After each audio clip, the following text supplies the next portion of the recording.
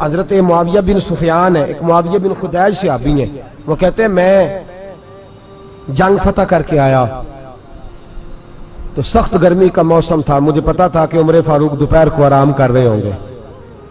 آپ فرماتے ہیں میں مسجد نبی میں بیٹھ گیا، ایک بچی جناب عمر کے گھر سے نکلی تو مجھے کہنے لگی معاویہ آپ کا نام ہے؟ میں نے کہا ہاں۔ اندر جا کے جناب عمر کو بتایا تو عمر دوڑے آئے، اور جب آئے تو سر پہ ٹوپی کوئی نہیں، پیروں میں جوتا کوئی نہیں۔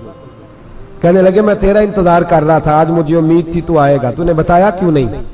تو میں نے کہا حضور مجھے پتا ہے رات ساری آپ چہرے پہ کپڑا ڈال کے مدینے کی گلیوں میں رہتے ہیں، تو دوپہر کو آپ آرام کرتے ہوں گے، اس لیے میں نے کوشش کی کہ آپ کو بیدار نہ کروں، آپ آرام کر رہے ہوں گے، اس لیے یہ میں نے کوشش کی کہ میں بیٹھتا ہوں مسجد میں آرام کرتا ہوں، جب آپ آئیں گے تو دیکھی جائے گی۔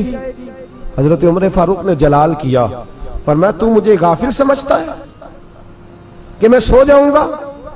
اور آپ فرمانے لگے میں قوم کا خادم ہوں، جس کی اتنی زیادہ رعایا ہو وہ سو جائے چپ کر کے، میں نے جواب نہیں دینا اللہ کی بارگاہ میں؟ فرمایا میرے امیروں کی طرح سونے جاگنے کے وقت مقرر نہیں، میں قوم کا خادم ہوں، جس وقت بھی آیا کرو مجھے جگا لیا کرو، مجھے قبر میں جا کے خدا کو بھی جواب دینا ہے، محمد مصطفیٰ کو بھی جواب دینا ہے۔ میرے بھائی یاد رکھیں جب یہ چیزیں پیدا، اور پھر ہم نے ان تکلفات میں، میں نے کئی دفعہ یہ بات بیان کی ہے، اب تو لوگ رشتے کرتے ہیں تو ڈی سی کالونی میں کرائے کا مکان خریدتے ہیں، 2-4 غیروں کی گاڑیاں منگا کے دروازے کے آگے کھڑا کرتے ہیں، رشتہ ہو جاتا ہے بڑا گھر دیکھ کے، اور جب شادی کے چوتھے دن پتہ چلتا ہے کہ یہ کرائے کا مکان تھا، تو رشتے مکانوں پہ قائم نہیں ہوتے، اعتبار پہ قائم ہوتے ہیں۔ وہ اعتبار ٹوٹتا ہے تو زندگی بھر قائم نہیں ہوتا دوبارہ۔ جو آپ ہیں آپ وہی ہیں، جو آپ نہیں ہیں وہ کبھی بننے کی کوشش نہ کریں۔ اور میرے عزیز یہ بھی یاد رکھیں عاجزی آپ کو سوار دے گی، اور ویسے بھی ہم اللہ کے حضور جانے والے، اگر پردوں میں چھپ کے چلے جائیں گے تو بچ جائیں گے، اور اگر ہم اپنا آپ دکھاتے ہی رہیں ساری زندگی اسی چکر میں رہیں کہ مجھے بھی پوچھو، مجھ سے بھی مشاورت کرو، میری بھی بات سنو، تو یہ انا کی دور تو ختم ہی نہیں ہوتی۔ ہرس صرف پیسے کی نہیں ہوتی، ہرس ہوس شہرت کی بھی ہوتی ہے، اور نبی پاک صلی اللہ علیہ وسلم نے اس کو بھی بیان فرمایا ہے کہ یہ جو تیرے اندر چیز پیدا ہوتی ہے نا، میں جانا جاؤں پہچانا جاؤں، اس سے بھی اپنے آپ کو بچا۔ صحابہ کے بعد جس شخص کی خلافت سب سے مضبوط ہوئی وہ حضرت عمر بن عبدالعزیز تھے، اتنی بہترین خلافت کی کہ لوگوں کو حضرت عمر کا زمانہ یاد آ گیا۔ حضرت عمر بن عبدالعزیز عراق میں رہنے والی ایک عورت تھی، اس عورت کا خامد فوت ہو گیا تو 5 بچیاں یتیم تھی، وہ عراق سے چلی اور جناب عمر بن عبدالعزیز کے پاس آئی کہ آپ میری بچیوں کا وظیفہ لگا دیں۔ وہ کہتے ہیں جب میں پہنچی نا یہاں تو اب تو استقبال، آنا جانا بڑے معاملات ہیں، اب تو بچی کی برات آئے اور 5 7 10 20 لوگ دروازے پہ کھڑے نہ ہو تو برات ناراض ہو جاتی ہے، کہتے ہمارا استقبال ہی کسی نے نہیں کیا۔ تو استقبال تو اب اس طرح ہے جس طرح نشہ نہیں ہوتا، یہ استقبال کی حالت ہے، امیروں سے لے کے غریبوں تک، مجھے پوچھا ہی نہیں کسی نے، کرسی نہیں دی، آگے نہیں بٹھایا، یہ والا معاملہ ہے۔ اور میں میری طرح کے لوگ، نیک لوگوں کی بات نہیں کرتا، اب تو ہم دیکھتے ہیں فلاں مولانا کا استقبال ہو رہا ہے، فلاں کے لیے لوگ کھڑے ہو رہے ہیں، نعرے لگ رہے ہیں، اور اب تو میں دیکھتا ہوں ایسے ایسے ہاتھ لہراتے ہیں صوفی اور درویش کہلانے والے، جیسے سیاسی لیڈر لہرایا کرتے ہیں۔ یہ کیا طریقہ ہوا؟ یہ کون سا طرز زندگی؟ میرے نبی پاک صلی اللہ علیہ وسلم نے فرمایا جو خواہش کرے کہ میں آؤں اور لوگ کھڑے ہوں وہ تو جہنمی ہے، تو دوزخی ہے۔ سارے وہی طریقے ہم اختیار کرتے جا رہے ہیں، وہی پروٹوکول ہے ہر جگہ، وہ لوگ جن کے دروازے کھلے ہونے چاہیے تھے وہاں بھی ہر وقت کے لیے معاملات طے ہو گئے۔ یاد رکھیں میرے نبی پاک علیہ الصلوۃ والسلام نے جو تعلیمات دی، حضرت عمر بن عبدالعزیز رحمت اللہ تعالی علیہ، عورت کہتی ہے میں پہنچ گئی، میں نے لوگوں سے پوچھا گھر کہاں ہے، تو کہا وہ جہاں بوری لٹک رہی ہے نا باہر ٹاٹ کا پردہ لگا ہوا ہے وہ حضرت عمر بن عبدالعزیز کا گھر ہے۔ کہتی ہے میں دروازے پہ دستک دی، ایک عورت نے دروازہ کھولا تو مجھے بی بی جان کے اندر بلایا، تو ان کے گھر کے اندر جب میں داخل ہوئی تو بڑا سارا سین تھا، ایک تانیم کنواں لگا تھا، ایک طرف ایک بڑا درخت تھا، اور ایک چھوٹا سا बनाई हुई थी जगह बर्तन धोने के लिए, और बीबी ना बर्तनों को मिट्टी लगा के साबुन लगा के बैठी हुई थी, काम कर रही थी वो औरत। मुझे उसने दरख्त के नीचे बिठाया, पानी पिलाया। कैसे आई हो? मैंने कहा अमीरुल मोमिनीन से मिलना है। कहने लगी बैठो, थोड़ी देर में आ जाते। कहती थोड़ी, मैंने समझा घर की कोई मुलाजमा है, मैं बैठ गई। थोड़ी देर गुजरी, फिर दस्तक हुई। उस बीबी ने उठ के दरवाजा खोला तो जब वो शख्स अंदर आए तो कहने लगी बड़ी देर से बर्तनों को साबुन लगा के बैठी हूँ, कहाँ रह गए थे? कहती है वो साहब कहने लगे बस जरा मसरूफ हो गया था। दौड़े गए, कुएं से पानी निकाला, बीबी को दिया, उसने बर्तन धोए। कहती है फिर थोड़ा सा सिरका और एक रात की रोटी वो लाई, उस शख्स ने खाई। मैंने कहा कि ये दोनों घर के मुलाजम हैं, मियां बीवी काम करते हैं। जब वो खाना खा चुके तो वो औरत मेरे पास आई, कहने लगी उठ के मिल लो अमीरुल मोमिनीन से। मैंने कहा कौन अमीरुल मोमिनीन? तो कहने लगी कब से तो आए हैं, ये जिसने कुएं से पानी निकाला यही मुसलमानों का अमीर है, और ये जिसने दरख्त के नीचे बैठ के सिरके से रोटी खाई है यही है।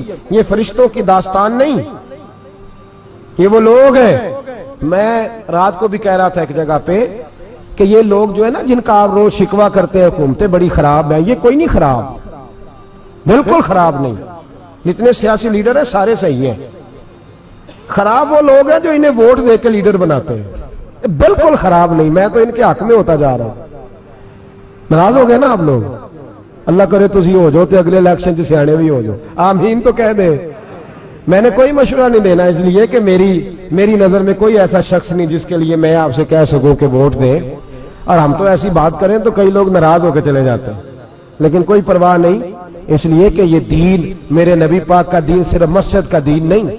इंशाअल्लाह आइंदा जुम्मे नजरिया पाकिस्तान बयान करूंगा और बताऊंगा कि पाकिस्तान का मतलब क्या, ला इलाहा इल्लल्लाह मुहम्मदुर रसूलुल्लाह सल्लल्लाहु अलैहि वसल्लम। हुजूर का जो कुरान नाफज होगा मस्जिद में, वो कुरान कचहरी में भी नाफज होगा इंशाअल्लाह। और वो कुरान नाफज होने आया है, असेंबलियों में वही कुरान नाफज होगा इंशाअल्लाह। और यही चिराग जलेगा तो रोशनी होगी। बयान करेंगे और डट के बयान करेंगे, आपको बताएंगे।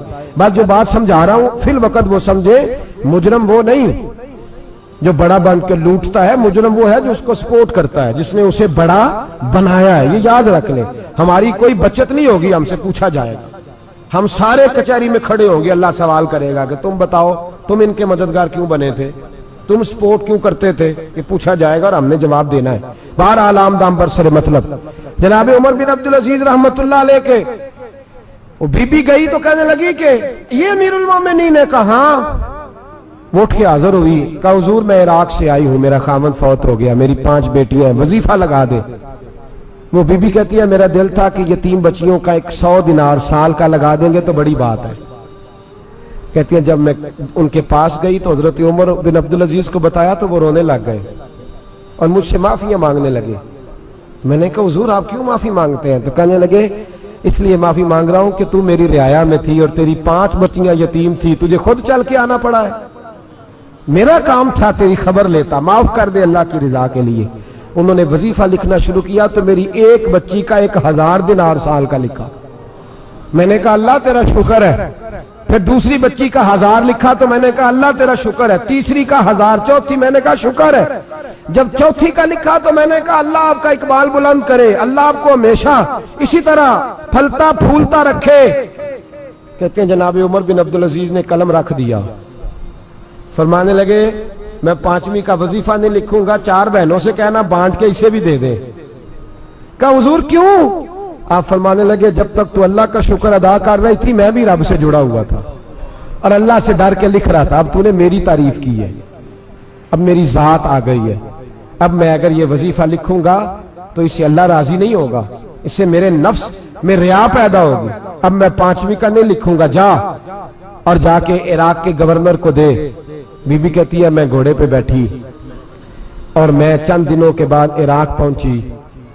जब सवेरे आके मैंने वालिए इराक को रुका दिया तो वो चीख मार के रोया। मैंने कहा क्या हुआ? तो कहने लगा बीबी आज रात को हजरत उमर बिन अब्दुल अजीज का इंतकाल हो गया, फौत हो गए, तो इंतकाल कर गए। कहती मैं भी तड़प के रोई। मैंने कहा मेरी यतीम बच्चियों का क्या बनेगा? तो वो गवर्नर कहने लगा तेरे वजीफे जारी रहेंगे, तुझे मिलते रहेंगे। तो कहने लगी कैसे? कहने लगा मैं अगर तो गवर्नर रहा तो तेरा वजीफा जारी रहेगा और अगर गवर्नरी से उतर भी गया تو میں ذاتی طور پہ مالدار ہوں، پھر بھی تیری بچیوں کے ماہانہ پیسے پہنچتے رہیں گے۔ میں نے کہا تو کیوں دے گا؟ کہتی ہے وہ رو پڑا، کہنے لگا اگر امیر حضرت عمر بن عبدالعزیز جیسے ہوں تو پھر اللہ گورنروں کے دلوں میں بھی رحم ڈال دیا کرتا ہے، پھر میرے جیسے لوگوں کو بھی وہ بدل دیتا ہے۔ حضرت عمر بن عبدالعزیز گھر آئے، 3 بیٹیاں تھیں، ایک کو آواز دی وہ آئی تو اس نے منہ پہ ہاتھ رکھا ہے، دوسری کو آواز دی وہ آئی تو منہ پہ ہاتھ رکھا ہے، تیسری کو آواز دی تو منہ پہ ہاتھ رکھا ہے۔ آپ نے اپنی بیوی سے کہا کہ یہ بچیاں منہ پہ ہاتھ کیوں تینوں نے رکھا ہوا، کیا بات ہے؟ تو بی بی رو پڑی، کہنے لگی 4 دن ہو گئے میری بیٹیاں پیاس سے روٹی کھا رہی ہیں، 4 دن ہو گئے، ان کے منہ سے بدبو آتی ہے، اس لیے وہ آپ کے سامنے آتی ہیں تو منہ پہ ہاتھ رکھ لیتی ہیں 4 دنوں سے۔ بی بی رو رہی ہے، حضرت عمر جلال میں آ گئے، آپ فرمانے لگے تو یہ رو رہی ہے، تو روئی ہے، تو نے میرے گھر میں رہ کے اللہ کی ناشکری کی ہے، تو شکر ادا نہیں کرتی کہ 3 وقت پیاز اور روٹی تجھے گھر کی 4 دیواری کے اندر مل جاتا ہے؟ رو رہی ہے، اور میں آ میرے ساتھ باہر نکل، تجھے وہ لوگ دکھاؤں جو جھونپڑیوں میں رہتے ہیں اور مانگ کے کھاتے ہیں، آ تجھے دکھاؤں۔ اتنی ناشکری کہ گھر کے اندر پیاز پہنچ رہا ہے، روٹی پہنچ رہی ہے، اور تو کہتی ہے میری بیٹیاں پیاز سے کھاتی ہیں، شکر کر فاقے نہیں کاٹنے پڑے۔ پھر اگلے لفظ کہے تو رو پڑے، فرمانے لگے میں نے تو مصطفیٰ کے وہ حالات بھی سنے ہیں جس میں کئی دن بی بی فاطمہ نے فاقے کیے، تو گھر کے اندر پیاز پہنچ رہا ہے، تو ابھی بھی سادگی، عاجزی اور قناعت نعمت تھی ان لوگوں کی۔ ہمارے ہاں روز شکوہ ہے، کس بات کا؟ گاڑی کوئی نہیں، روز رونا ہے، کس بات کا؟ بنگلہ کوئی نہیں، روز رونا ہے، کس بات کا؟ بینک بیلنس کوئی نہیں، 10 جوڑے کیوں نہیں عید پہ آئے؟ اور یہ صرف عورتوں کا مسئلہ نہیں، ہمارے اندر بھی یہ بات بدرجہ اولا، ہم روز اپنے آپ کو مسکین کہتے ہیں، غریب کہتے ہیں، لاچار کہتے ہیں، مجبور کہتے ہیں۔